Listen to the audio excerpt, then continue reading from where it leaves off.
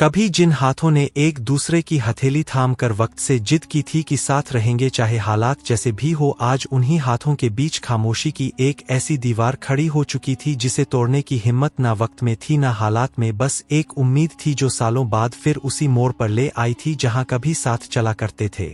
दोस्तों, अभी तक देख रहे हो तो चैनल को सब्सक्राइब जरूर करें और कमेंट बॉक्स में अपना नाम और कहां से देख रहे हो उसका नाम। अब आते हैं कहानी पर। राम उस दिन किसी पुराने क्लाइंट से मिलने गया था। काम छोटा था पर लोकेशन पुरानी, वही मोहल्ला जहां बरसों पहले वह अपनी पत्नी सीमा के साथ चाय पीने आता था। गलियां तो अब भी वही थी लेकिन दुकानों के नाम बदल गए थे। कई दीवारें फिर से रंग ली गई थी, मगर कुछ यादें आज भी उन ईंटों में चुपचाप दबी हुई थी।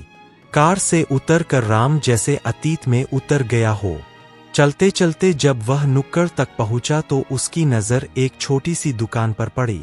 एक और लकड़ी का ठेला जिस पर आम, दूसरी तरफ एक पुराना गैस चूल्हा जिस पर चाय चल रही थी। बगल में दो बेचे, एक लोहे की पेटी और पास रखे थे कुछ गिलास और कपड़े का झोला। उस पूरे सेटअप के बीच एक औरत खड़ी थी, सांवली सी, पसीने से भीगी पेशानी, माथे पर एक बड़ा तिल और हाथों में चाय की केतली। वो कभी चाय छांटती, कभी फल झाड़ती तो कभी किसी ग्राहक से कहती, क्या दूं साहब, चाय या फल। राम के कदम वही रुक गए। वो चेहरा, वो चाल, वो माथे का तिल, सब कुछ पहचानने जैसा था पर यकीन करने जैसा नहीं। वो सीमा थी, वही सीमा जिससे उसने कभी 7 फेरे लिए थे, वही सीमा जिससे वादा किया था तेरे बिना अधूरा हूं मैं। और आज वह धूप में खड़ी एक चाय और फल की दुकान चला रही थी। शायद जिंदगी के हालात से लड़ती हुई, शायद अपनी बेटी के इलाज का बोझ उठाती हुई और सबसे ऊपर शायद अपने स्वाभिमान को बचाने के लिए हर सुबह खुद से एक नई जंग लड़ती हुई। राम के होठ सूखने लगे। उसने तुरंत जेब से रुमाल निकाला और चेहरा ढक लिया। अब वह पहले जैसा नहीं रहा था। रंग साफ था, कपड़े महंगे थे और चाल में रुतबा आ गया था। लेकिन उस एक पल में उसे एक औरत के सामने खड़े होकर वो फिर वही राम बन गया था जो कभी सीमा की हर बात उसकी आंखों से पर लिया करता था। वो कुछ देर चुपचाप खड़ा रहा। भीड़ थी लेकिन आवाजें सुनाई नहीं दे रही थी, सिर्फ एक शोर था अंदर से उठता हुआ। सीमा अपने काम में लगी रही। उसकी आंखों में थकान थी पर इरादों में अब भी कोई समझौता नहीं था। राम ने खुद को संभाला और धीरे धीरे उसके पास पहुंचा। थोड़ा साइड में खड़ा हुआ। सीमा ने बिना देखे पूछा, क्या लेंगे साहब, चाय, फल? राम की आवाज कांप रही थी, लेकिन उसने खुद को रोका। एक कड़क चाय और कुछ आम दिखा दीजिए। राम ने चाय छाननी शुरू की और झोले से आम की टोकरी निकाली। राम की नजर उस टोकरी के पास रखी एक पुरानी तस्वीर पर पड़ी जिसमें एक मासूम बच्ची की मुस्कुराती सी झलक थी। कमजोर चेहरा लेकिन चमकती आंखें, जैसे अब भी किसी को पापा कहने की आस हो। वह ठिठक गया। वह तस्वीर उसकी रग-रग में उतर गई थी, लेकिन उसने अभी खुद से कुछ नहीं कहा। ना सामने आने की हिम्मत की, ना कुछ पूछने की। सिर्फ इतना बोला, ये आम कैसे दिए? सीमा बोली, सुबह ही लाई हूं साहब, मीठे है, मुरझा गए हैं थोड़ा। 70 रुपए किलो, खाकर देख लीजिए। राम बोला, सारे दे दो। सीमा थोड़ी चौंकी फिर मुस्कुराई, नहीं बस छत से तोलने लगी। 8 किलो है, 560 रुपए होंगे। आप सब ले रहे हैं तो 500 दे दीजिए। सचिन ने चुपचाप जेब से 2 500 के नोट निकाले और पकड़ा दिए, फिर मुड़ने लगा। तभी पीछे से आवाज आई, साहब 200 रुपए ज्यादा दे दिए, भीख नहीं चाहिए। राम वही रुक गया। पास आई, उसके हाथ में 200 रुपए रखे और फिर उसी ठहरी हुई आवाज में बोली, इज्जत बचाने को यह दुकान है, कमजोर नहीं हूं। राम की आंखें भर आई। वो कुछ पल चुप रहा, फिर अपनी कांपती आवाज में बोला, तुम्हारा पति कुछ नहीं करता क्या? सीमा ने एक गहरी सांस ली, फिर चाय की केतली रखते हुए बोली, 10 साल पहले तलाक हो गया साहब। राम का दिल जैसे किसी ने निचोड़ लिया हो। वह एक पल के लिए थम गया, फिर अपने झोले को संभालता हुआ धीमे धीमे उस दुकान से हटने लगा। पर उसकी आंखें अब भी उसी तस्वीर पर अटकी थी जिसमें वह चेहरा था जो आज भी शायद उसे पहचान सकता था। सीमा अब आम समेट रही थी। गैस का चूल्हा बंद कर चुकी थी। झोले में बचे हुए फल रखे और फिर उसी थके हुए ढंग से वह दुकान की पेटी उठाकर चल पड़ी। राम अब भी थोड़ी दूरी पर खड़ा था। उसके हाथ में झोला था लेकिन दिल में एक बवंडर। उसने खुद से पूछा, क्या वो मेरी सीमा के पीछे चल पड़े? वो गली तंग थी, बिजली के झूलते तार, छतों से टपकती बूंदें, दीवारों पर नाम मिटे हुए पोस्टर और हर दरवाजे पर थकी हुई जिंदगी। लेकिन सीमा जहां जाकर रुकी वो घर अलग था। एक छोटा सा टूटा फूटा मकान जिसके सामने बरामदे में 2 खटिया पड़ी थी। एक खटिया पर एक बूढ़ी औरत, सूखे हाथ पर धनंसी आंखें। वो चुपचाप आकाश की ओर देख रही थी। दूसरी खटिया पर एक 10 की लड़की, कमजोर सांवली सुनी आंखें, बिखरे बाल, एक खिलौना उसके पास रखा था लेकिन वह उसे छू भी नहीं रही थी। राम वहीं रुक गया। सीमा ने घर का दरवाजा खोला, बोझ उतारा और भीतर चली गई, पर राम की निगाह उस बच्ची पर अटक गई थी। वो बच्ची जो बस खटिया पर लेटी थी, ना हिल रही थी, ना किसी से कुछ कह रही थी। वह रानी थी, उसकी अपनी बेटी। अब कोई तस्वीर नहीं, अब कोई झलक नहीं, अब सच सामने था। राम ने धीरे से एक कदम बढ़ाया, लेकिन उसके सीने में कुछ कसने लगा। उसकी बेटी इतनी कमजोर, इतनी चुप। उसे याद आया वो दिन जब रानी 1 साल की थी और उसकी गोद से उतरने का नाम नहीं लेती थी। आज वह खटिया पर अकेली पड़ी थी और लगता था जैसे जिंदगी से भी नाराज हो। वह और पास नहीं जा सका, बस दीवार के साए में खड़ा होकर देखता रहा। उसकी आंखें भर आई और दिल से सिर्फ एक ख्याल निकला, इतनी मासूम जान मेरी गलती क्यों भुगत रही है? तभी अंदर से सीमा बाहर आई। वो एक गिलास में पानी लेकर आई थी और जैसे ही उसकी नजर राम पर पड़ी वह थोड़ी देर के लिए ठहर गई। फिर बिना कुछ कहे उसके पास आई। चेहरे पर ना गुस्सा था ना हैरानी, बस एक थकी हुई लेकिन स्थिर आवाज। यहाँ तक आ ही गए। राम कुछ बोल नहीं पाया, उसने बस आंखें झुका ली। सीमा ने रानी की ओर देखा, फिर वापस राम की आंखों में झांकते हुए बोली, अब देख भी लिया, अब शायद समझ भी आ गया होगा कि अकेले कितना मुश्किल होता है सब कुछ उठाना। राम की आवाज कांप रही थी, यह रानी है ना? सीमा की आंखों में नमी आ गई लेकिन उसने कोई इल्जाम नहीं लगाया। हाँ, यह वही है जो कभी तुम्हें पापा कहती थी और अब सिर्फ बीमार पड़ी रहती है।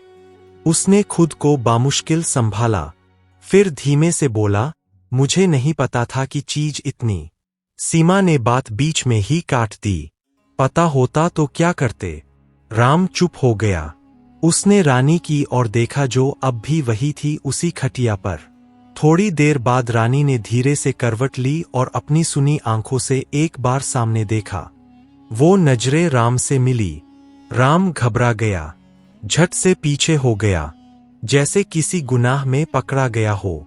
पर रानी ने कुछ नहीं कहा, वह सिर्फ देख रही थी जैसे कोई भूली हुई पहचान याद करने की कोशिश कर रही हो। और उसी पल सीमा ने कहा, अब अगर वाकई कुछ करना चाहते हो तो एक बार सीधे उसके सामने जाकर खड़े हो जाओ, ना भूत की तरह, ना छुप कर, बस एक बार। बाप बनकर राम कुछ नहीं बोला, बस दीवार से पीठ लगाकर खड़ा रह गया। रानी अब भी देख रही थी, लेकिन उसकी आंखों में ना डर था ना खुशी, बस एक सवाल था जो शायद उसे खुद भी समझ नहीं आ रहा था। रानी अब खटिया से थोड़ा उठकर बैठ चुकी थी।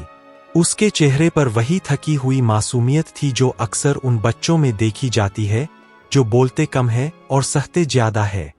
उसने अपनी माँ की ओर देखा, फिर उस अनजान आदमी की तरफ जो दीवार के पास थोड़ी दूरी से उसे देख रहा था। वह आदमी जिसकी आंखों में डर भी था, पछतावा भी और एक अनकही पहचान की उम्मीद भी। सीमा खामोशी से महिमा के पास गई, धीरे से उसके सर पर हाथ फेरा और बहुत हल्के स्वर में कहा, बेटा यह तुम्हारे पापा है। रानी कुछ नहीं बोली, बस आंखें उठाकर राम को देखा, फिर नीचे देखते रही। राम अब खुद को रोक नहीं पाया। वह धीरे धीरे आगे बढ़ा और रानी के सामने जमीन पर घुटनों के बल बैठ गया। उसकी आंखों से आंसू बहने लगे। कांपती आवाज में उसने कहा, मैं बहुत सालों तक चुप रहा बेटा। बहुत बड़ी गलती कर दी। मैंने तुम्हें भी छोड़ दिया, तुम्हारी माँ को भी और खुद को भी खो बैठा। पता नहीं अब हक रह गया है या नहीं, पर क्या तुम बस एक बार मुझे माफ कर सकते हो? रानी की आंखों में सीधा गुस्सा नहीं था, लेकिन कोई भाव भी नहीं था। बस एक खालीपन था जो कह रहा था, इतने साल कहाँ थे पापा? कुछ पल खामोशी रही। फिर रानी ने धीरे से हाथ बढ़ाया और राम के आंसुओं से भीगे चेहरे को छुआ। कोई शब्द नहीं निकले उसके होठों से, पर स्पर्श में वह सब था जो एक बच्ची ने कभी कह नहीं पाया था। फिर रानी उठी और धीरे से राम के गले लग गई, बहुत धीमे से। बहुत देर तक राम ने अपनी बेटी को सीने से चिपका लिया। वो रो रहा था, पर अब उसकी रुलाई में कमजोरी नहीं थी, बल्कि वह पीड़ा थी जो सालों से उसकी आत्मा में बंद थी। सीमा पास ही खड़ी थी, उसकी आंखें भीग चुकी थी। वह कुछ नहीं बोली, बस रानी के सर पर हाथ रख दिया। कुछ देर बाद रानी फिर से खटिया पर लेट गई थी। धीरे से करवट लेकर दीवार की ओर मुंह कर लिया। शायद उसकी आंखें बंद थी, या शायद वह अब भी उस स्पर्श को अपने सीने में समेट रही थी। राम वही जमीन पर बैठा था, चुप निशब्द। उसकी आंखें रानी पर थी, पर उसके भीतर कुछ और ही चल रहा था। उसका मन बार बार कह रहा था, अब उससे पूछ कि क्या तू उसका पापा बन सकता है? फिर से अब सीमा से कहे कि तू उसके साथ फिर से जिंदगी जीना चाहता है। लेकिन उसकी आंखें कविता की ओर गई। वो अब भी खामोश खड़ी थी, ना कोई इशारा ना कोई रोक। बस वही पुरानी थकावट थी उसकी पलकों में, जिसे किसी सफाई की जरूरत नहीं थी। राम ने चुपचाप अपनी हथेलियां जमीन पर रखी, धीरे से खुद को उठाया और फिर एक बार रानी की ओर देखा। उसने चाहा कि कुछ बोले, पर होठों तक आए शब्द दिल के दर्द में डूबकर फिर लौट गए। वो मुड़ा, एक कदम चला, फिर रुका, जैसे दिल पीछे खींच रहा हो, लेकिन जुबान कह रही थी अभी नहीं। उसने बिना कोई आवाज किए गली से बाहर कदम रख दिए। ना दरवाजा खटका, ना अलविदा कहा, बस चल पड़ा, जैसे कोई हार कर नहीं बल्कि किसी वक्त का कर्ज चुकाने फिर से लौटने का वादा लेकर गया हो। गाड़ी के पास पहुंचा, दरवाजा खोला, लेकिन बैठने से पहले आसमान की ओर देखा। सुनासना आकाश, शांत हवा और बहुत गहराई से उठती एक आवाज, तू लौटेगा ना? रात भर राम सुन नहीं सका। करवटें बदलते हुए उसकी आंखों के आगे बस एक ही तस्वीर घूमती रही, रानी का चेहरा। वह नजरें जो कुछ नहीं बोली और सब कुछ कह गई। उसने तकिए पर सिर रखा, लेकिन नींद जैसे सिर्फ उसे बेटी के पास चली गई थी, जिससे मिलने में उसे 9 साल लग गए थे। उसने खुद से कहा, मैं आज सिर्फ देखकर लौट आया हूं, लेकिन अब देखना बाकी है वो प्यार, वह साथ और वह समाज जो एक बेटी को सबसे पहले उसके पापा से मिलना चाहिए। रात नींद में नहीं, बस आंखों में बीती थी। राम पलंग पर पड़ा रहा, करवटें बदलता रहा और बार बार वही एक पल याद आता रहा, रानी का वो चुपचाप गले लगना और सीमा की वो शांत निगाहें जिसमें सवाल भी थे और शायद जवाब भी। सुबह होते होते वो उठ खड़ा हुआ, पर उसके कदमों में अब डर नहीं था, बल्कि एक संकल्प था। वह सीधा उस कोने वाली दुकान पर गया जहां से वह कभी सीमा के लिए चूड़ियां खरीदा करता था। आज पहली बार उसके हाथ कांप नहीं रहे थे, बल्कि उसके चेहरे पर वही ठहराव था जो किसी ने वक्त से बहुत कुछ सीखने के बाद पाया हो। उसने एक छोटा सा पैकेट बनवाया जिसमें थी कुछ रंगीन चूड़ियां, एक जोड़ी बालियां और एक सिंपल सा मंगलसूत्र। कुछ कीमती नहीं, लेकिन हर चीज में एक अधूरे रिश्ते की भरपाई छुपी थी। वह वहां से सीधा किराने की दुकान गया। दूध, फल, दवाइयां, बिस्कुट, कुछ किताबें और एक छोटी सी डॉल, सब कुछ वो अपने हाथों से पैक करवाता रहा। वो नहीं चाहता था कि आज फिर कोई बच्ची उसे सिर्फ एक गले लगाने वाले अजनबी की तरह देखे। आज वह पूरी तरह पापा बनकर जाना चाहता था। दोपहर ढलने लगी थी। गर्मी भी कुछ कम हो गई थी।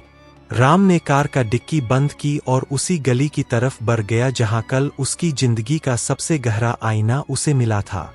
गली अब भी वैसी ही थी, टपकती टंकियां, तंग दरवाजे और हर चौखट पर वही थकी हुई जिंदगी।